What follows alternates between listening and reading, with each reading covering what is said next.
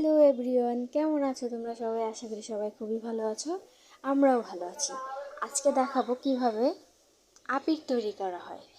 ফুলটাকে ভালোভাবে 2-3 দিন শুকিয়ে নিতে হবে। দেখতে পাচ্ছ তোমরা, অনেক 4-5 দিনের মতো ফুলগুলো ভালোভাবে শুকিয়ে নিতে হবে। এটাই ঘরের তৈরি আবির। সো তোমরা দেখতে থাকো কিভাবে আমরা আবিরগুলো বানাই। এটা 3-4 দিন পর ভিডিও। এটা দেখছো, ফুলগুলো অনেক অনেক ভালোভাবে শুকাইতে হবে। দেখ, দোকানে যেয়ে কিনতে হবে না আবির, ঘরে তৈরি করে আবির বানানো যাবে। তোমরা এইভাবে ট্রাই করলে অবশ্যই বাসায় কম খরচে তোমরা আবির বানিয়ে নিতে পারবা। তো এই তো ফুলগুলো শুকানো হয়ে গেছে। এখন আমরা মূল উপকরণে চলে যাব। এখন এগুলোকে আমি গুঁড়ো করবো। শিলপাটায় গুঁড়ো করতে হবে।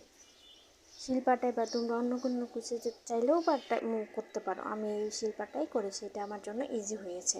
সো এখানে আমি সবগুলো নিয়ে নিয়েছি। সবগুলো তোমরা যদি না নিতে পারো কিছু কিছু করে নেবে। নেওয়ার পর এগুলোকে মিক্স করে গুঁড়ো করতে হবে।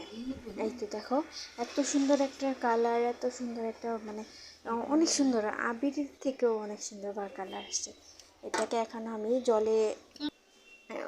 জলে না গামছায় এটাকে আমি চেলে নিয়েছি কিছুক্ষণ, যাতে ভিতরে যেগুলো আছে ওগুলো যাতে না থাকে। এই তো তৈরি হয়ে গেল ঘরের তৈরি আবির। সো দোল আসলেই অবশ্যই তোমরা ট্রাই করো, দেখবা কম খরচে তোমাদের আর আবির কিনতে হবে না। সো ভালো থেকো, টাটা।